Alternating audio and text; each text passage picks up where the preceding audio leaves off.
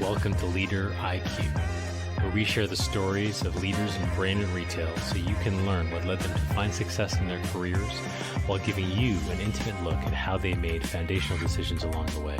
This show is hosted by Guru Hariharan, who is the founder and CEO of CommerceIQ. Guru has spent most of his career working as a leader at companies like Amazon and eBay before becoming an entrepreneur himself.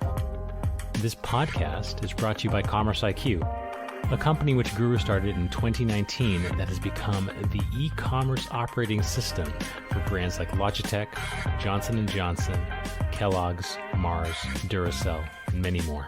If you're interested in learning more, check out commerceiq.ai. With that, let's get to the show. Today's guest is Max Rangel, CEO and Global President at Spin Master. Max has had such an incredible career, starting at Procter & Gamble in Colombia on their fabric care business, and working his way pretty much all around the world, finishing his stint there in Hong Kong and Taiwan as one of their GMs at P&G Greater China. He then jumped to oversee the global chocolate business at the Hershey Company, and then went back to more product roots at SC Johnson, where he became the SVP and president of lifestyle brands for also international markets covering Asia, Europe, Canada, and LATAM. Most recently, he is now CEO and global president of Spin Master Corp, one of the leading global children's entertainment companies in the world. And honestly, this conversation is so incredibly fun. I'm just really excited for you all to hear more about it, and really the last episode we'll be doing for this year. So without further ado, here is your host, Guru Hariharan, and Max Rangel. Max, thank you so much for making time with us today. It's really a pleasure to have you on our podcast. And sure, I know you're a very busy man running a large company and going to be getting ready to make a lot of Christmas wishes alive for a lot of kids in the US. So really appreciate you taking time to talk to us about your life and your career today. Well, the pleasure is mine, and I am the one that's grateful to you and your wonderful podcast and the opportunity to just give back as you do. And so I'm excited about this. Awesome. Thanks, Max. So it looks like you definitely have a very non-traditional background, and you came into and you made your way all the way to being a CEO of a company that represents a number of brands that we frankly grew up with, our kids are growing up with, and all that. I'm very excited to unravel all this. But let's maybe just go back and spend some time on your early life. And by the way, Max and everybody listening in, the roadmap is going to be as following.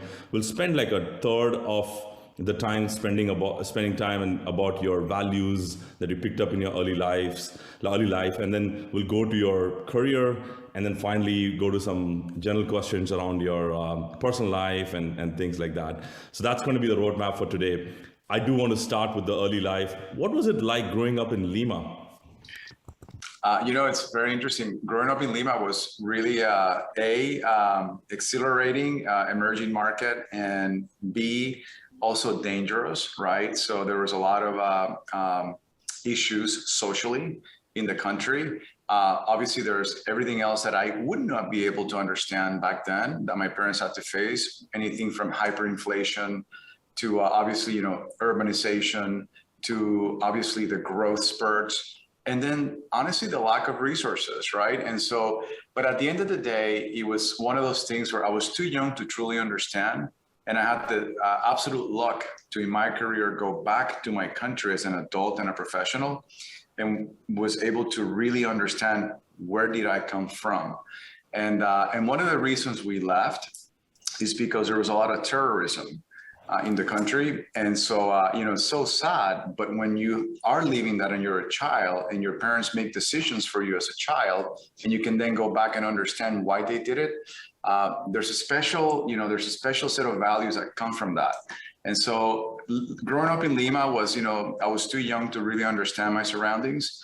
And therefore we moved to Venezuela, and we moved from, an emerging market, hyperinflationary with all the issues socially, to a country that at the time had a tremendous opportunity for, explosive growth because of oil, because of, all the natural resources, and the population being very young and very optimistic. And again, I had the amazing luck to once go back there as an adult and professional. And I was still too young to understand everything I said. But once I go back and you consume that, you then understand, my goodness, my dad was with Texaco, in oil country. And, I cannot understand the corruption and what he did to the country as a child, but as an adult, I would. What I can tell you is this: it was a wonderful childhood because he was basically faced with great natural resources, mountains, going to the beach, great weather, great food, very optimistic people laughed a lot. So you now begin to basically inculcate, those values into who you are. So I have to tell you, I was very fortunate that I was able to grow in that environment. I love that you have that optimistic side of things. I mean, anybody could sort of look at your upbringing and go, wow, that was a lot of hardships, but you're actually, you summarized it saying that you were thankful and happy about the upbringing. That's awesome. Yeah, Max, you also talked a lot about, touched upon your family, your parents a few times. Must mean a lot to you. So do you mind just talking a little bit more about your values that you picked up? What does family mean to you? Yeah, a whole lot, if not everything. I think our parents were basically, they were immigrating always somewhere new. So they immigrated from Peru into Venezuela, and then obviously the crisis in Venezuela, after the crisis in Lima, got them to basically once again immigrate into Puerto Rico, into the islands. And so my dad basically left the oil industry and a professional career in a large company, multinational company, to basically pursue an entrepreneurial path. And so, and that was really, born about by opportunity. And so he went to Puerto Rico, which was basically growing. It was a U.S. territory with material investment from the U.S. But here we are once again immigrating. So the values you pick up from immigration and immigrating parents, not once, twice, but 3, 4 times, is that you are incredibly adaptable, right? B, you're amazingly resilient because you typically face that adversity. You have to adapt. You don't have family. You have to navigate. You have to create a community. Therefore, you learn about, the good in people because you see the good in people, and obviously people are wanting to welcome you. And you always see, my dad always told me, there's something always positive that you need to learn from the people that you meet. You may think many things, but there's always something that really makes that person special. So just focus on that. And that may be the basis for your relationship with that individual. Again, not everything works and not everyone's going to be your friend. But if you look at the positive in people, you have a very different outlook. And so that's become part of my value set. And then last but not least, I think it's an old adage and it's almost cliche, but, there's only one constant, and that is change. And so we were always changing. And, even though we went to the island to do a certain thing for him, I was too young to understand what he was doing, other than I knew that he was flying back to Venezuela and he was doing construction. And during summers, I would get on the Cessna and go with him with, all the other people that would go back to Venezuela. So I would begin to understand the differences, right? Now as an adult and as a professional, you understand GDP per capita and affordability and living conditions. But as a child, you begin to understand, wow, there are some differences here. When we got to the south of the country, you can only cross the Orinoco River on a barge. Oh. So it didn't matter what you had. You had a plane and it would have been private, but you can only fly to a certain airport. And when you're urbanized in a new developing emerging market, there's typically just basically open land. And so you have to get on a barge, you have to get the materials and the key people on a barge and then cross. And then basically one good day, there's going to be a magical bridge. But you can't really understand that as a child. The point is, being an entrepreneur as he was, and he still is something that was really cool for me to see up close and personal. And I think it just basically instilled some things in me that are still with me. Max, that's very powerful. I think the importance of adaptability and change that I'm sure must have prepared you a little bit for the supply chain crisis that we're seeing and hitting hard in your industry, but also really resonated with seeing something good in people. I think that's so powerful on that. It just keeps the attitude positive whenever you see a lot of negativity and competition in the world. So it just keeps the fuel on all these. Totally. You know, Guru, I remember again, as I was growing up and I understood, there was hardship too. So that project, which was a government project, defaulted on payments. And my dad and his partner and the whole group that was doing this were stuck with a lease of a small plane because they were going back and forth. So as you can imagine, you have a least sunk cost. And I didn't understand that as a child. Why would I understand that? But what I did understand was his agility to turn it on his head. And basically, now that I cannot go back there because these guys defaulted, what do I do? And they were basically, they were representing a meat company in the US and distributing meat in the Caribbean islands because there were enough resorts and hotels that needed meat. So here we have an asset, and what do you do with that? Well, you now go from construction to distributing meat. I could not, I still look back and I'm like, that's absolutely crazy. But it was just, it was need, it was hunger, and it was just, you got to get it done. You have an asset, you have to pay for it. So what do? You find something else to do with it. So for me, from that, I just learned, there's nothing that can't be done. You always have to just figure it out, and it'll come through.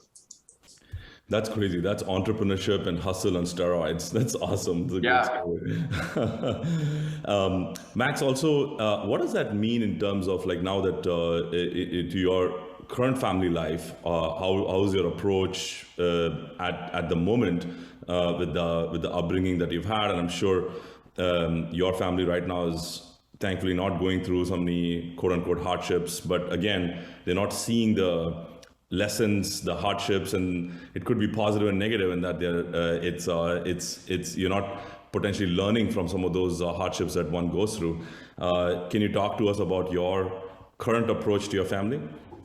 Yeah, so I listen, I think it's you have to truly understand what it is that they're facing. So if I think about my family, is really my wife and I and 3 children, and then our dog. And so that's our family unit. And so, I think it's most, as potentially it might be for you and some of the audience, the most treasured thing you likely look up to is your children. And that typically is your legacy. And so, I think any hardship your child will go through, you want to help them overcome. The question is, in my opinion, when I saw my dad and I saw the kind of help that he got from his parents, as opposed to the kind of just, he kind of got it out and he just basically endured, and he basically, learned in the process of overcoming a better thing. And so I always have to find a balance, Guru, between enabling and letting, my kids figure it out on their own, now that they're adults. And I think we live in a world where we're competing, right, with the world. We don't compete with our immediate, group. We compete with everyone in the world. And I still believe that, I've had the luck to work a lot in India and in China and in other emerging markets.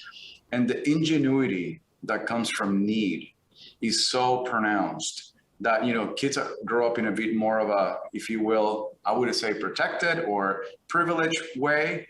They can't compete with these children in India and in China and Indonesia and whatnot. And so I believe strongly that it's a balance between enablement and kind of letting the rope go so that they can figure it out. And you will always want to help. But I think I look at myself and, I left and, I had to figure a lot of stuff on my own. So I value that. And sometimes, that brings tension in our household because my wife perhaps didn't have that background, and she's really tough, and she's everything that you would expect from a tough motherly love, parent. But she's also, if we can help them, which we will. But I also find tremendous value in kids will figure it out. They're smart, and there's a nerve and a muscle that gets developed that I think is really important. That's great, Max. I think I oftentimes myself struggle with the same thing. Like growing up, it was more like I grew up in a tiger environment. 99 was not good enough. Why didn't you get 100? And it sort of brought almost like a sense of negativity towards especially grades. And now I'm really taking a step back from even asking my kid about grades. But I don't know if I'm taking it too far. It's always it's the balance that you're always trying to strike. So I resonate with you on that. So going to your college days, like first of all, I'd love to know, how did you decide on going to Tulane for college? Guru, as most of us, one way or another figure, I wanted to be a doctor, and so Tulane had biomedical engineering, and I was very left brain. So they had a claim that, if you do biomedical engineering, you are 99% going to get into medical school. So I hadn't even, finished my biomedical degree, and I was thinking about the next thing. And honestly, I finished my biomedical degree, but I chose to not want to become a doctor. And I did that in my freshman year. I knew immediately that's not going to be for me. But I was too practical to change. And so honestly, I think it was one of those things where I ended up there because it was a great school. It was well ranked. All the typical things that, kids of emerging, country parents, that want them to be better than themselves do, right? They push you to your limits. They want you to be, the better part of them. And so that was no different. I was that type of a kid who was pushed, pretty hard. And I was also a bit ambitious about my own, where do I want to go? I want to go to a named school that was ranked and all that kind of stuff. But at the end of the day, they also saw something in me and gave me a scholarship. And so us being 6, children in the family, I thought it was really, I felt, wow, that's pretty cool that I can also contribute with, my merit to my education, and then my siblings having an opportunity and not really kind of getting my parents in a bind with the expense of that education in America implies. So, and there was one more important thing, which Tulane had that the other universities that I was admitted to didn't have. My aunt and uncle and cousins lived in New Orleans. And my grandfather, who had been a really important figurehead for me, and who was very sick at the time, was there getting treatment for his cancer. So it was really a blessing that I was able to go there and then be close to family. And so I never really conceived that would be possible. And so the combination of, a great school, a scholarship, and family was really kind of hard to pass up. Yeah. That makes a lot of sense. So then you also mentioned that you were too practical to actually take a step back. When did you actually take a step back? Clearly, you didn't become a doctor. And we're grateful to have you in this industry. What was that moment, and how did you convince yourself to really go back on what you had potentially set aside and working on for 3-4 years by now? I just listened to my gut. I was in biology class. I thought I loved biology, and I really did. But it became so much about memorization and more memorization, and I was just trying to find meanings and connections, and I just couldn't do it necessarily in that environment. Then I went to another class in that space, and it was a bit more of the same. I'm not trying to demean biology. I'm not trying to vilify, biology lovers, because there's a lot to be loved about it. But I just couldn't find myself in my gut wanting to go down the path that then organic chemistry and all the other things you would have to go through. And it wasn't about the sacrifice, because that is really, those are difficult and fun courses. Because I was doing biomedical engineering. It was really tough. So, my roommates were having a significantly better time than I was. And I was really studying like a lot. So it wasn't about that. It was really more about, I just didn't see myself doing that. And so I was just honest with myself. And then I basically, picked a different path. Quite frankly, and I think I advise this going forward to anyone at this stage, that you have that choice. It's really hard for you to just be so, I even tell my kids, you think you know what you want. And sometimes you kind of, as you go through it, just have to just self-reflect. It's so hard to do when you're young, to pause and reflect. I don't think I reflected, enough, but I was able to kind of listen to my gut. And I was a bit stubborn about, why, if your gut's telling you one thing, would you want to go do something because of appearances? And that is a major motivating factor, right? It's like, I want to appear as though I'm going to go into becoming a doctor. So, was that it? Or was it really more, even if I want to do that, I just don't think it's going to be, what I want. And that was really a hard acknowledgement because, you were kind of like letting your parents down in a way. Because what parent, back then, an emerging, household, what parent wouldn't be proud to say, well, look, he went on to become a doctor. It's one of the things that we all know from our upbringing that was really a source of pride for the family. So I cannot lie to you that I thought, I'm letting them down. And so you have to face up to that and realize that, but it's really my life. So at the end of the day, that's what I tell everyone is it's your life. Even now in a career discussion with a direct report or, 2 levels down or even entry level, or even my kid who just, made a career change. He's like, it's your life. You and only you would know in your deepest, of thoughts and feelings, what do you believe is right for you? And if it's not right, you're so young that who cares? You're bright and you're agile and you'll basically figure it out. But I just think it's better than the alternative, which is to get stuck in a rut of just sameness. And some people are taskmasters, and that's fine. We need everything. We don't need just certain kind of people. We need everything. But you have to listen to yourself, and that's something that even today I try to do. Obviously a bit older and, a bit more through some failures of not doing that enough teaches you that. But I encourage that. I think there's a lot of power in just asking that of a kid or somebody who looks up to you, like a direct report or whoever, to just give them the freedom, make them zoom out a bit and ask is that what is it that you're really trying to accomplish? What is deepest in your feelings and your gut? Sometimes you just sort of tend to go from one task to the other and you're just running through life, and just somebody whom you look up to comes in once in a while and just asks you to zoom out can be super powerful. That's a great parenting lesson, frankly, like I'm going to take away from this. Well, and you can't expect them to do what you've done, right? Because why? You want them to be themselves and they're likely going to be better. So that's what every one of us hopes for our children. And better's not more, career-wise better or, whatever. It's more better overall. And, better 20 years ago, it's really different than better today, in my opinion. I look back at our circumstances 20 years ago when we were, younger, and I look now to what, young professionals face. Boy, it's very different. It's incredibly different. And perhaps you did, but I did not go through a upbringing in a career in my first 5 years through a pandemic. I don't think anyone can say that they went through that. Even in SARS in China, maybe, right? But you didn't have Zoom, you didn't have all the connectivity. So what these young professionals are going through to establish themselves in a company, in an industry, is incredibly different than when any of us can advise them to go do different. It's new. So we have to be, we just have to be humble about, this is very different. And then it's all about what principles might play out today from what may have played out 20 years ago in today's circumstances. And they'll be significantly more, in my opinion, able to connect the dots than even I would, because I would have to basically understand socially, how is that different?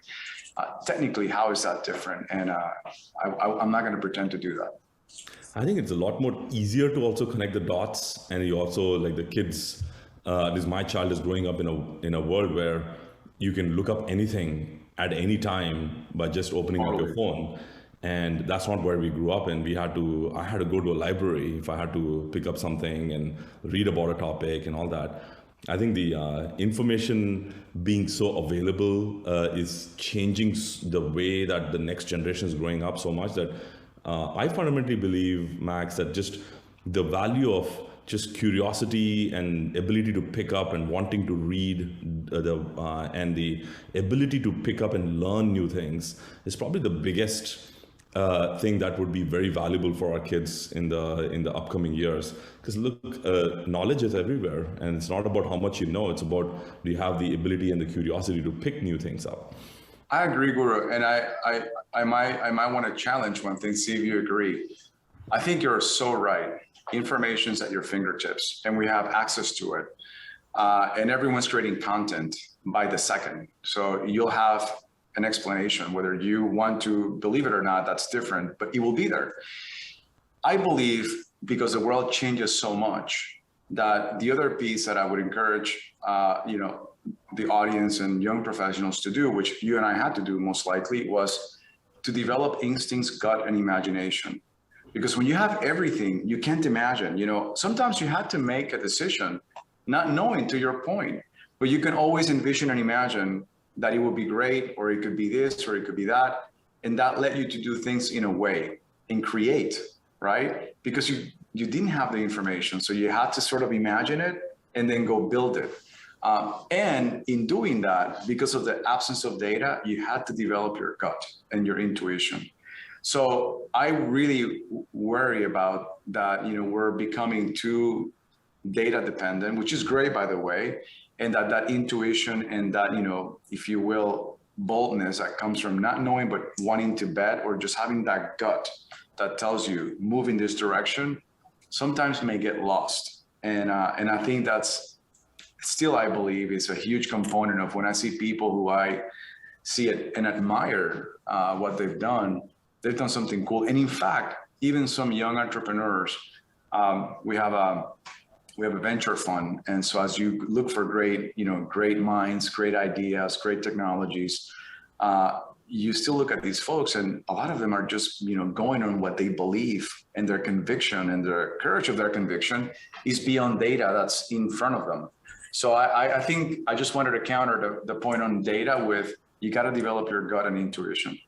I think that's, I never thought about it that way. That's, that is so true. And you don't get chances to develop that these days because everything's so available every day. That's great. It's a great point. So going into your career a bit and trying to unravel that, Max, so how did you end up at P&G as your first job?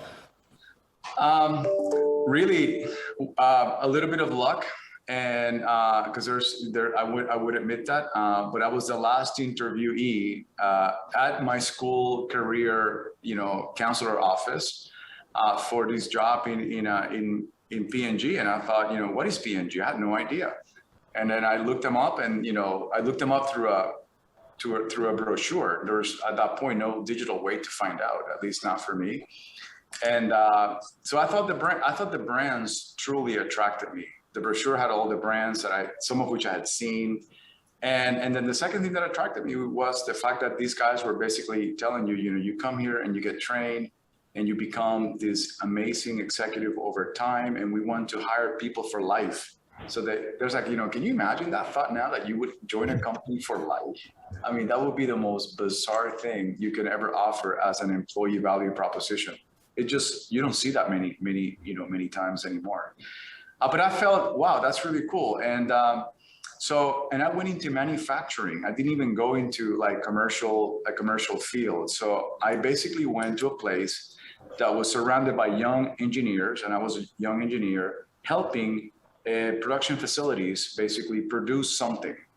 And so I thought it was really cool that, I would be an engineer going into, a place, a factory with a bunch of other young people and a bunch of other, people from all walks of life trying to make a product.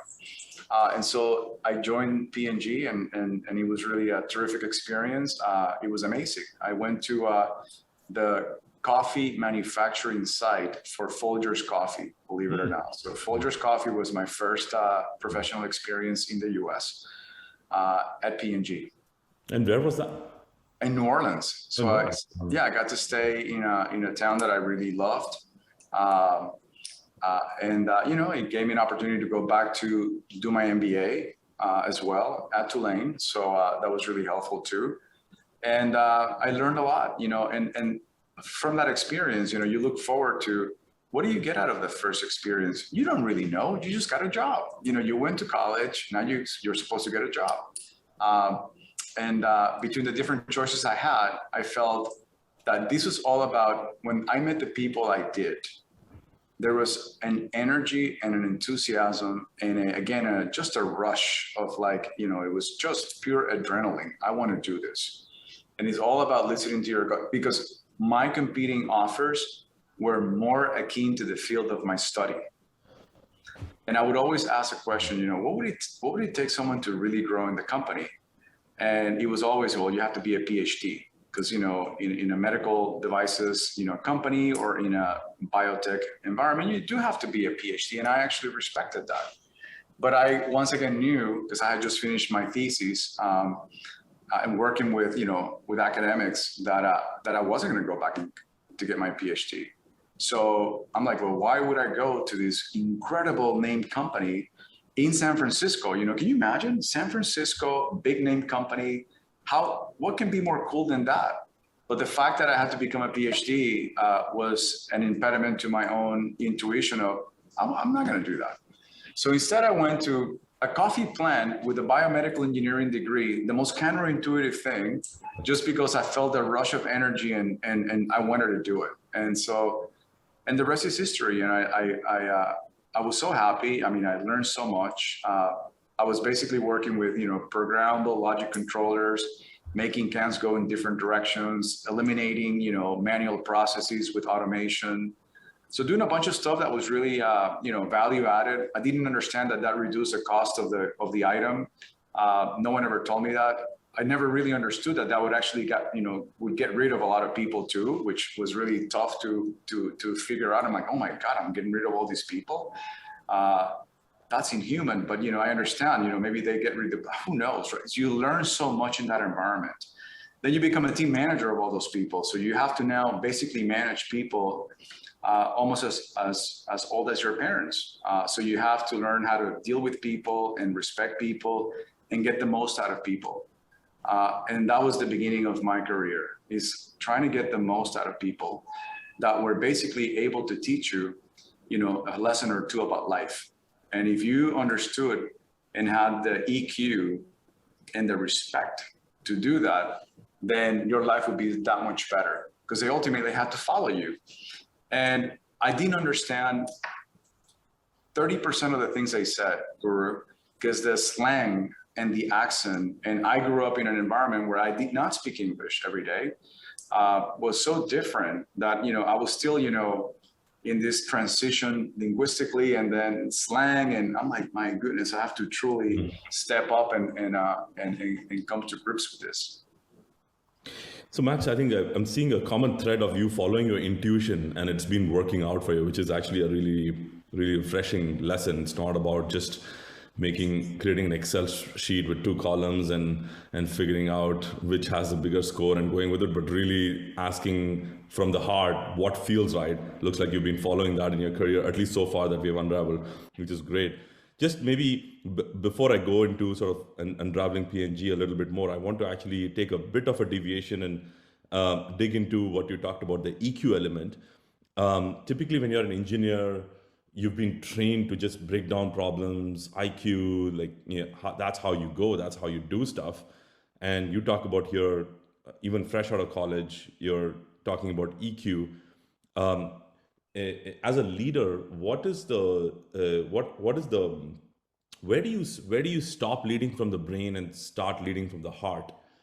Can you talk to me a bit about just how you approach leadership and especially as it relates to the distinction between the brain and the heart?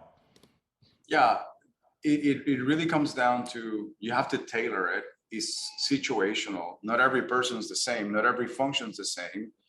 Creative functions are significantly more, they truly are more emotional, and decisions you make with those functions carry a significantly higher emotional acceptance or emotional backlash. Leading with people who are sales folks and the level of, attention to detail vis-a-vis dealing with the IT group that is significantly in a very different place, you have to sort of adapt. And I think, to me, there's been something that I've learned over time, which is oftentimes I was always encouraged, well, you basically lead by the least common denominator. And Guru, I think more and more, the least common denominator, it's really a fallacy, because I think you leave too many people off to the sides and you don't get the followership that you need.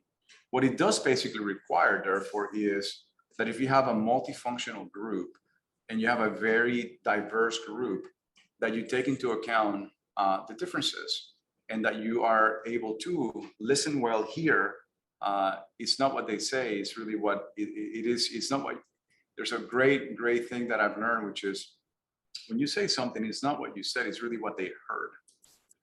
And so, you have to be really cautious because you become a great listener. And if you don't listen, you can have the emotional intelligence to be quick on your feet and adapt. But this whole thing about, as common as possible, as different as only needed is great. It's a great concept, but you have to really tweak the edges to make sure you account for the differences. Functionally, by business unit, my kids are different. They're all very different. So I even do it on a personal basis. My direct reports are very different people. They lead differently. They do one-on-one meetings with me differently. And you can't just, yes, I want to have some common threads, but you have to allow for the differences because that's where the power of an individual's expression comes through. And if you thwart that, then I think you basically marginalize the potential. So that's what I've learned. And I think, so far, I try my best to live that every day. Sometimes, again, the practical in me with a larger organization has to rely on others to carry out that. And I have to be a bit more, if you will, all encompassing. But when you get into like solving a problem or dealing with someone's career or having a one-on-one on a very specific career topic or business topic, you have to tailor. And what mechanisms do you put for yourself to keep yourself honest on making sure that you're bringing out the individuality and you're not just running a machine and an assembly line of treating everybody the same way? Listen, I think you have to genuinely want to get to know people. I think nothing replaces that, in my opinion. I think there is an opportunity for all of us to, I cannot get to know, 2,500 people, 3,000 people, but I need to know the people who are setting the cultural tone because they are imparting, beliefs and they are imparting ways of working and behaviors. And now I understand a bit more, how does this part of the company work?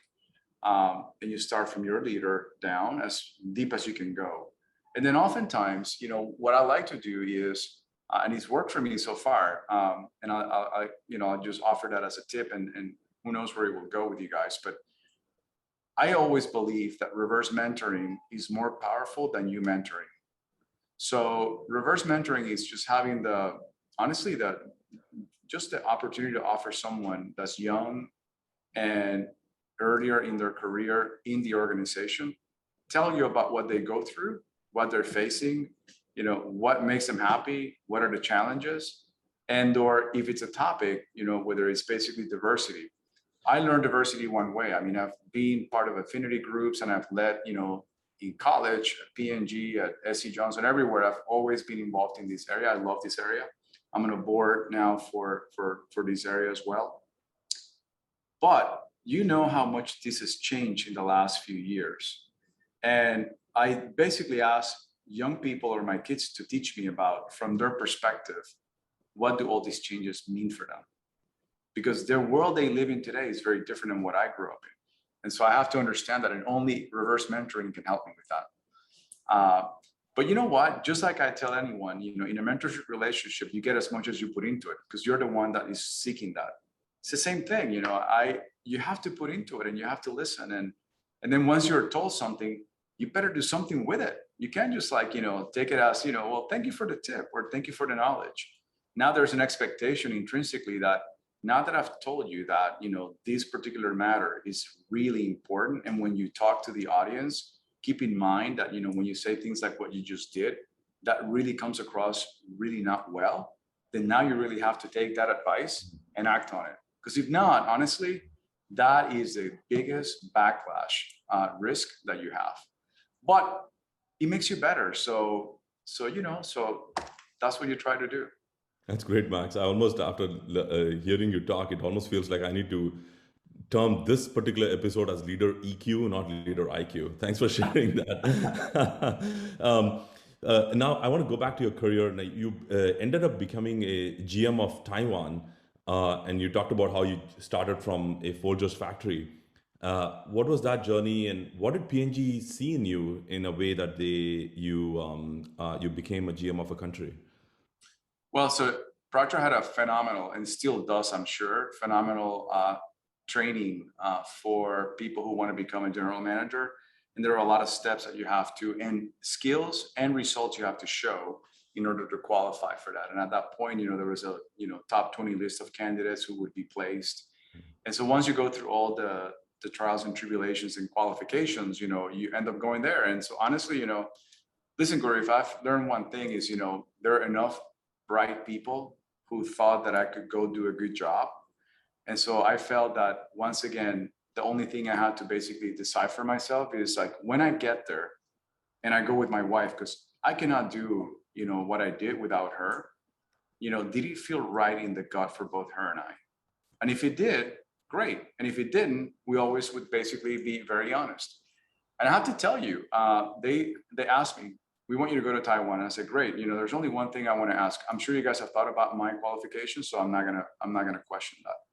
I just have to have a great school for the children, and I have to have a place to live. If we can find that, no problem. We're all set. So I'm like, and the only person who will decide that is not me, is my wife. Because typically I get to the office and I am as happy as a clown. And so I'll have a place to go, and that will be my home. And so as long as she's happy, I think it'll be fine. We went, and on our first trip, it didn't work out. So I came back to the company and said, sorry guys, it's not going to work out.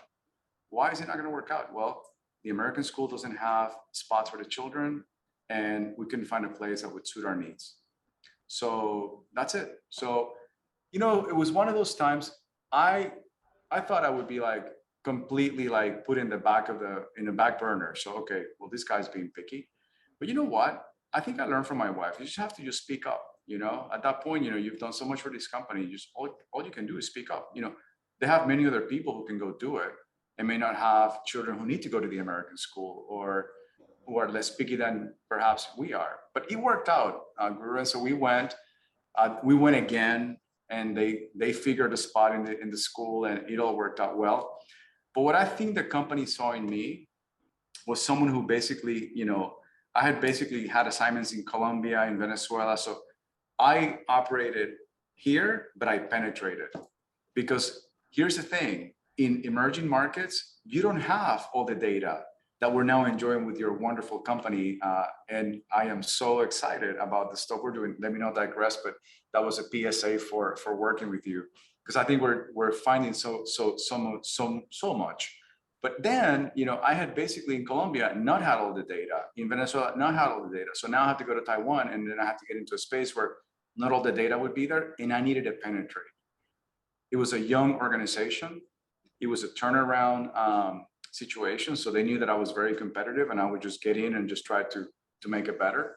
And last but not least, it was a very diverse group: Taiwanese, Chinese, French, German people in the office. We had a United Nations group, and so they knew that I would basically be able to bring people together. And off I went, and it was one of the most amazing, career spots in my life. Loved it. Learned a lot. We did a lot of great things. I'm very connected with all the leadership team of that assignment. Very connected. So I see them as much as I can. Obviously they're in different places in the world, but it was a foundational assignment. The company was right. They were very bright. They knew that I would do well, and my intuition at the end of the day worked out. So it was all good. That's great. That's great. Great story. Max, I want to maybe take a deviation and ask about failures. Many of us learn from failures or just incredibly difficult situations, and just turns us into better humans. I certainly had my share, the thing that I put in 5-6 years building out, and assembled a fantastic team, a great product and technology, and suddenly the market turned around us in my previous company. And it was a great, looking back, it was a great learning experience for me to, look at as a CEO, you need to look out for the macro picture a lot more than looking at the micro picture. You got to be at both places. And it just turned me into a great human and a better leader. I'm curious about any failures that come to your mind, which sort of turned you into who you are and really impacted you. Yeah, I'll start with like, obviously business failures. I think there are a few. I think the company back in 2000 and oh my goodness, that would have been early 2000s. Was getting into 2003 maybe, was getting into single cup brewing, right? Imagine that. So Keurig machine, 25 years ago, and way ahead of its time. 99% of coffee consumption was at home. And so, but Starbucks was growing aggressively. We tried something, and the failure was to not persevere. It wasn't that the B-scan market didn't work out. It didn't work out because you had to get enough, pods consuming a day to justify the investment.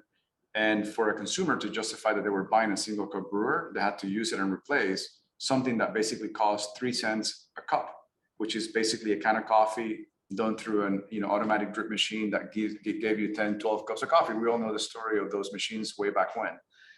But and we were working with crops, we were working with really important companies. But I have to tell you, but the discipline and the perseverance on that investment just wasn't there. While Nestle was working on their machine and failed and persevered, and now you can see how many Nespresso machines there are in the world. And so I look back at that and I'll still remember, did we not push hard enough? What happened? We were just simply steamrolled by people who just didn't want to invest the capital. And anyway, at the end of the day, the learning it's not just about persevering. My second learning from failures is, sometimes you have to just face the fact that you don't have the right ingredients or the right to do something or the right to win. And I think sometimes we just beat each other so bad and we're stubborn and we are competitive.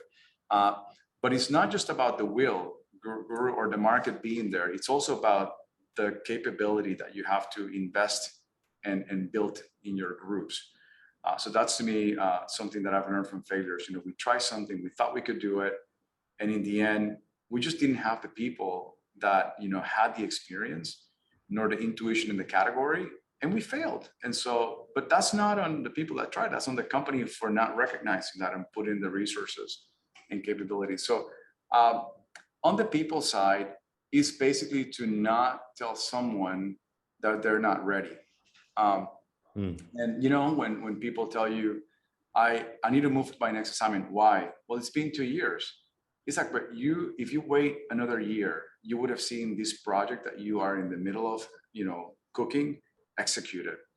The learning from seeing that in market is so exponential than for you to just have this ego about, I need to move because my peer is about to move. And it's not a competition. It's about who, at the end of the day, is going to have the best set of experiences to fulfill your ultimate, career objective. But you know what? I was younger and I was, submitted into pressure for, well, we're going to lose the talent if we don't move the talent quickly enough. Big mistake. The person really did not learn the whole cycle. And the person really, it wasn't that the person failed, but over time it proved that the person necessarily was just not as well-rounded because they didn't have the experiences. And so that's been my biggest learning with people. And the last one is to give people tough feedback, right? I think it's the best feedback you can give. You have to be sensible, you have to be respectful, but you have to give it, and it has to be timely, because the learning from that is so much more important than just to always have positive reinforcement. And positive reinforcement is absolutely positively necessary, but you have to basically confront when there's an issue. People are better for it. And Max, any tips on, especially working with senior people, how do you sort of give that tough feedback when it really comes to it? The best thing is that oftentimes we know, as individuals who may have not done something to even our own expectation, that we could have been better. And if someone approaches us and tells us, if you didn't expect it, you have no self-awareness. And if you still get it, then you're grateful for it because you knew that you could have done better, and that person may give you a way to understand. So how would you have made it better? So you at the end of the day go to sleep at night knowing that I got some good feedback today, and I can sleep at night and wake up and be energized to go back and be better. If you don't give it, the issue is that you may do that again. And if you do it again, well, shame on me and shame on the person who didn't give me the feedback. So, but I think it all starts with, you have to be balanced. And, it's like, hey, you did a great job. There were two areas where I want you to think about what you did. This is what I took away and how I would have done it differently so that it would have been better. And you put yourself in the shoes of the person that did the task or the presentation or the whatever. And, listen, I have founders who have given me feedback in the last 10 months. They're great people, but I appreciate it. This is, they founded this, they built this, and they've worked in this industry, 25 plus years, which I haven't. And so I respect that and I appreciate it. And I don't go to sleep thinking, oh my gosh, I got beat up today. I go to sleep saying, I'm so glad that I learned something today. That's great. And also the implicit lesson that you're also talking about is surround yourself with people who are self-aware, right? Maybe Yes. looking for that when you're hiring. That's also very, very, very interesting. Finally, on the career side, you landed as a president and CEO of a toy company after all this that you talked us through. What did Spin Master see in you and give them the confidence to bring you in as the CEO? I think the founders understand that I have the ability to bring people together. So we have 3 creative centers. We are honestly a children's entertainment company. So we have these 3 incredible verticals. We have digital games, we have the entertainment group, and then we have obviously our toy division or creative center. So, we're coming together as a group and we're dispersed. We're not in one place. I've lived and worked in so many places, and this is what I've been doing for the last, 30 years that I think they saw that and they told me that, of course. And that's what I'm trying to do, which has been really terrific. They also saw that I've grown up in a marketing environment, being consumer-centric, with consumer-centric companies. And so the world for our children and families have changed so much in how they entertain, the young children that, for me, being very consumer-centric and going back to, what is our new way of entertaining someone is intuitive. And therefore, they saw that in me. And so that's why I'm here.